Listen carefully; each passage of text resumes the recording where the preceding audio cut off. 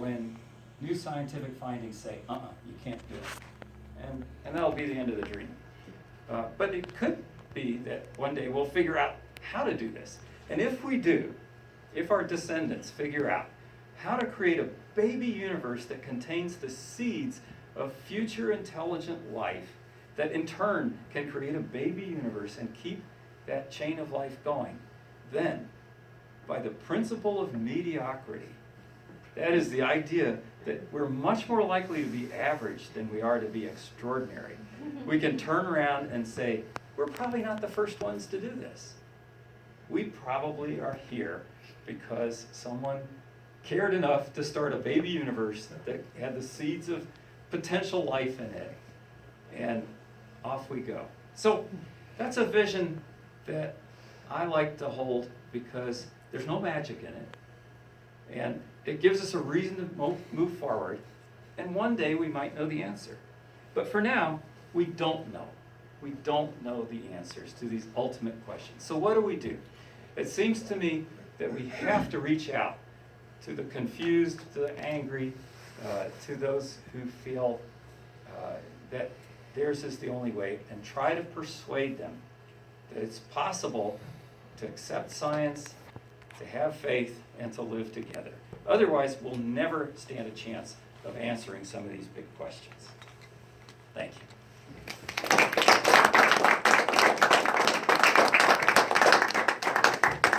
Please. Well, I have two comments on very different parts of what you said. The first is on the statistic. You mentioned things being highly improbable. Yeah. Okay. But let's talk about that, something more familiar. Suppose you deal with a deck of cards to four people, like in a bridge game. Now, the specific cards come from specific people. The probability of that particular result is extremely low. In fact, it's so low that if you dealt 1,000,000 of them per second for the life of the universe, it'd still be very low probability. Something like 1 in 10 to the 67th, Yeah. which means you got 1 plus 67 zeros. Yeah. It's a huge. But the fact is, it happened. Why did it happen so improbable? It happened because you made something happen. It had to be one of those choices. And so don't think that just because something improbable happens, that it didn't happen. Oh. Now, what I could say about that deck of cards is that don't bet on it happening again. Yeah. Okay. Now, the other point I want to make is, you mentioned the possibility of just a malevolent God. Mm-hmm. If you read the Bible, open-mindedly, I think, he is Yeah. malevolent. Yeah. He's always punishing people. Yeah. He never gives somebody a pat on the back and say, well done. He's punishing all the time. So the God described in the Bible is malevolent. Yep. No argument. Ray, Please. your idea about this creation of baby universes Yes. going and going, you are actually going to God? If you want to call it that, but no magic, no supernaturalism. Oh, I don't, how come not supernatural when you, if I good understood you, when you say perhaps, if not we, somebody in the future will found his way, so this is not natural. Well, sure. It's like me in the 1800s saying one day we might fly. It doesn't Okay. take magic. It takes figuring out how to fly Yeah, an but airplane. what is important that in this dispute again about natural progress and God, I think, or I understood it, that one of your option of this baby universe is option that somebody will do it something. And this is actually what religion considered that God this something. Yeah, I think So they're it parallels. is yeah. basically same stuff. Parallel but different is how I would describe it. But as you saw, I have room in my worldview for a different worldview that is religious that I think is fine. It's just not mine. But thanks. Anybody else? Well, Please. I just wanted to kind of add to that. I think that's one of the things that I've struggled with is trying to figure out what God are you talking about? And I think everybody has their own definition of what God is. And so if you're talking about a God that, you went through some of them, the ones that have control over things and ones that don't have control over things, or ones that care and don't care, or the ones that created everything. Is it supernatural God? And I think that's the one, like the biblical God is the one that I think you refuted, but I mean, there's so many varieties. The one that you're talking about is the one that is a creator entity or A deistic agent, God. an agent Yep. that created this other universe. And in all essence, that's most people's God, but without the supernatural is what you're saying. And yeah. You are actually right. I'm just trying to say that what was presented over here is not different than what church is presented. I'm not trying to say it is correct or it is incorrect. I'm just trying to say that this is really very similar. Yeah, I agree. Thanks. Yes. I guess the God that I view is, how to put it into words, it's like having children and trying to guide their life. And if anybody in here has children, that's an impossibility. Yeah. He gets involved when it's necessary and leaves things alone when it's not, or we don't destroy each other or whatever. But I also believe that there is evolution over time, a long length of time, so that we don't really see it on the micro, but we can see it on the macro. So I guess I'm comfortable with religion and science Well, together. I certainly respect your right to hold exactly those views, but just in the framework of trying to test out ideas, I'd ask you, why does he intervene sometimes but not to prevent a kid from dying from progeria? Why does he save one person on an airplane but not the other 149? Do those things make any sense? They got more likes on Facebook. That's like having children. Pardon me? I said, that's like having children. No, it's not. Well, I'm sorry. It's not at all like I've got having 3 of children. my own, and Yeah, it's, I have no well, control over I them. respect you're you, not but you are God. not all powerful, and you're not all knowing. If you attribute those things to God, then I don't think your point of view.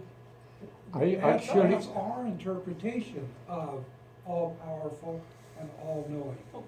Okay, if God chooses to not interfere, what's the difference between a child dying or we step on a bug to him? Maybe they're the same thing. So he just doesn't care. I don't know. Okay, Janelle. I actually. I'm sorry, but Yeah, Janelle was waiting. okay. And then No, I'll- that's okay.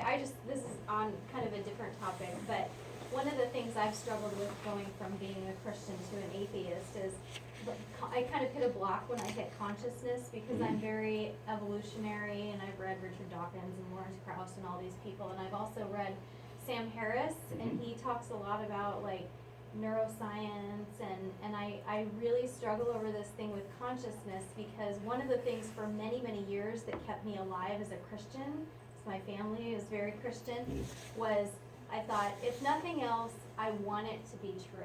I Yeah, don't sure, want to live sure. in a world where Yeah. there's not a God. And I thought maybe just that wanting in me is the spark of God in me, just the hope that there is something.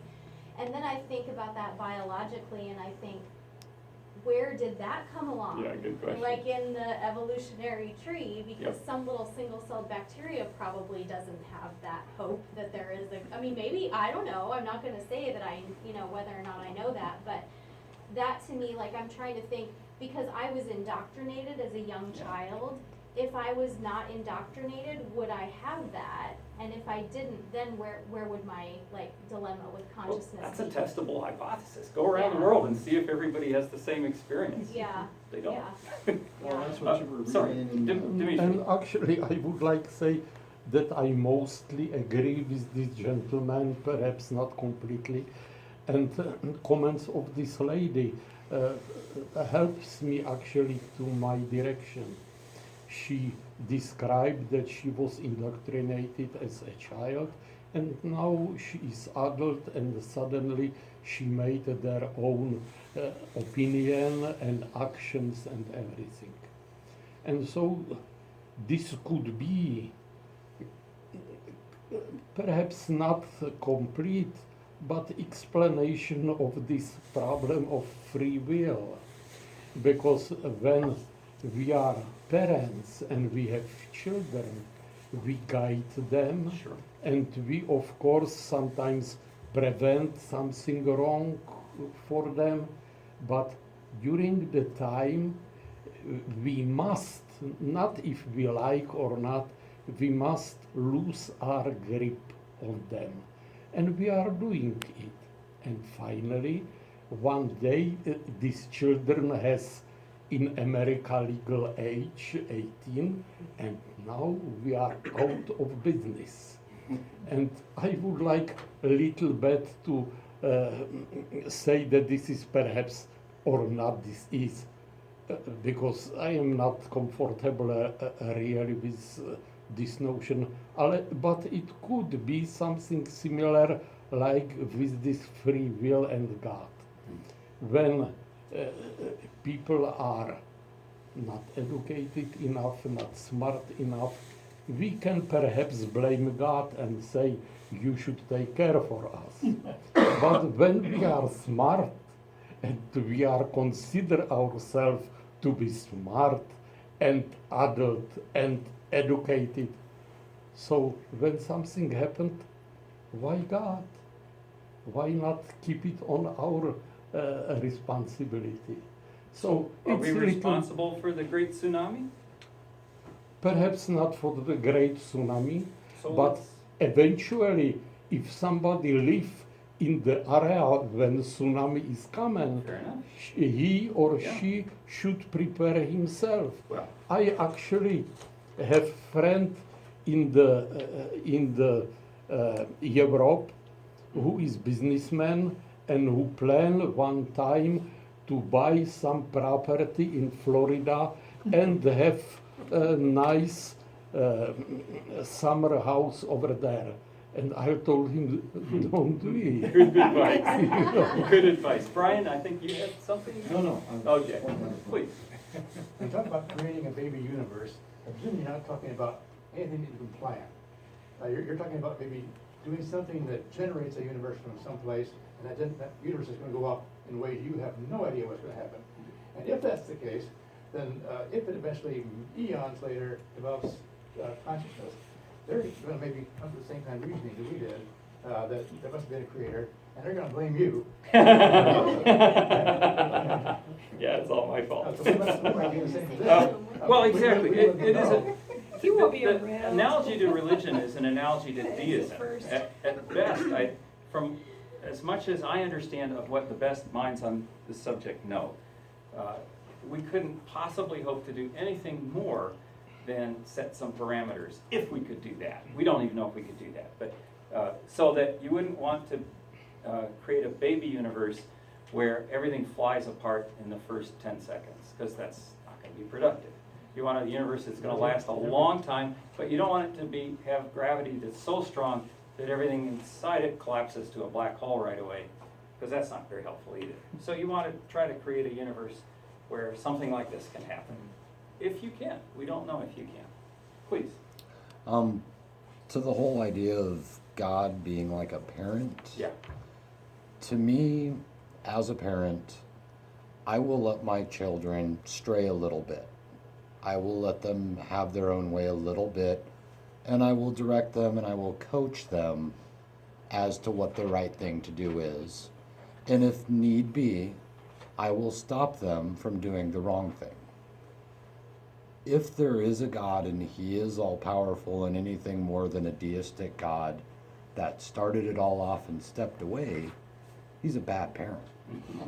And why should we worship such a being who has the ability to cure someone's cancer, yet lets so many other people die of it? Yeah. It just doesn't make sense to me that that God would exist. So I see no reason to believe in any. I had one thing. Sure. So you have Yeah. some. One thing that I think I would like to see more separated in is the difference between, it's always like the argument of whether or not there's a God. And it just seems like, the discussion is about the Christian God, we can debate all day if there's a God or this agent that, created our universe and that kind of thing. But what's important to me is the things that, relevant now is, whether or not there's a God. I don't want creationism in my schools. That's where I come back to, that's the important thing to focus on in my time and now. I don't know if there's a God. It doesn't really matter. It doesn't seem to me that he's playing any role in my life. I don't know what happens after I die. I think all that is mythology, but it seems like, we talk about God as if that's a pressing issue, and it's just like, the dogma that kind I of leads to appreciate the that God comment. is I do think where a lot of the worldviews- time I'm is sorry. not, the best time is spent Yeah. on that. You're right, we could have these arguments until the sun rises, and that can be a waste of time. By the same token, though, worldviews do matter, and sometimes they matter in subtle ways. I think one of the reasons that we're so unresponsive to the threat of climate change is that so many people have this idea that there's a heavenly Father taking care of us, and surely he won't let everything go to hell. So Or that's it's a his dangerous dogma. Yeah. There's no evidence to support that. And that's why leaving worldviews unchallenged, refusing to point out that, I'm sorry, but natural disasters do not show any moral pattern. That's a worthwhile thing to do in my view. Sorry, and then I'll come Yep, back go to you. ahead. Just Please. briefly, that's why firebrands are necessary, even though they may, in the short run, be Yeah. unpleasant. We need the Dawkins, we need the Krauses Yep. to push the envelope, to challenge people's Yep. dogmatic mindsets in order for them to change. Yeah, In I order agree, for us to but find a happy medium. I agree with you, firebrands are important, but they shouldn't be sacrosanct. They should be as subject to criticism as anybody Absolutely, else, and that's sure. why I speak on them. Janelle? Yeah, no, my point was just kind of where my point I was trying to make earlier, which I got off on a tangent, but, it's just so frustrating, because if you go down those paths, your mind just kind of starts to go in all these different directions, and the more you learn about science, the more you realize you don't know, and it's frustrating. And so many people, I think, at least I know, like in my family, they just are hands in the air, like, whatever, Yeah. it's just God. It's so much easier, It is easier. I've thought many times, like, I'd love to just go back to being a Christian. Thinking is It'd hard. be so much easier, Yeah. But it'd it's be a like, lie. Well, right, and- right. And that's a great place for me to say how wonderful it is that all of you are willing to come together and spend an hour and a half plus a few extra minutes thinking and talking about these things. I'm especially glad that we don't all see things the same way. Otherwise, we'd be wasting our time. It's really good to have a dialogue. So, last two things. Did you write down a number between 1 and 100? Great, because we're now going to go to random.org to get an authentic random number. This is, I didn't write it down, but I have it in my head. oh, if you want to write it down now. So, the first number is 12. Does anybody have 12? You do, all right. So you get a choice of one of my books, Free God Now, or a chocolate bar. You want immediate gratification or long term? I already have that. Okay. All right, let's try again. Is that up there? Yeah, it is. 21. Does anybody have 21? Does anybody I have? just reversed it. Does anybody have 20 or 22? I had 22. You got it. Which would you like? Oh, actually, I gave away the chocolate. Oh, I want your book. Good, I'm glad to hear it. Would you pass that down, Tara, please? And one more. It's not over 50, is it? 88. Anybody have 88? 87? 89? 76? Not close enough. I'm 81. So out of 6 murals, it's only had. We got one. Did anybody write down one? Really? 2. 2. Yeah, that's good enough. All right. I'll take that. Will you pass that down there, please? So, next time, whoops, oh yeah, we went to random.org. This is a cool place, by the way. I think they use cosmic rays to generate random numbers. Come on. So, next time, no, October 20th, 7 p.m. at Hardin Hall. Marcia Lester, distinguished professor in the Department of Chemistry at the University of Pennsylvania, my alma mater, will be speaking on climate change, chemistry, international assessment, and policy. So let's plan to meet there, 7 p.m. on October 20th. And then, one more thing. I just discovered, and Matt Wilkins is here with us tonight, a wonderful thing. Nerd Night, first Thursday evening of each month at Cottonwood, The not last far Thursday. from here. Pardon? The last Thursday of every Oh, I'm sorry, month. the last Thursday. Yeah. Thank you for clarifying. Tremendous fun. They had, when I went the other night, they had 3 really dynamic presenters. They're short bursts. If this is like Nova, it's like Nova now. Really fun. So I urge you to look them It's up like on 10 Facebook. Facebook year.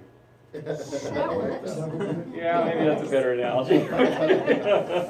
All right, so thank you all. Let's march on over to Sandy's. Those of you who would like to continue the conversation over some sort of beverage. 14th and O next to the library. And look forward to seeing you on the 20th. Thank you.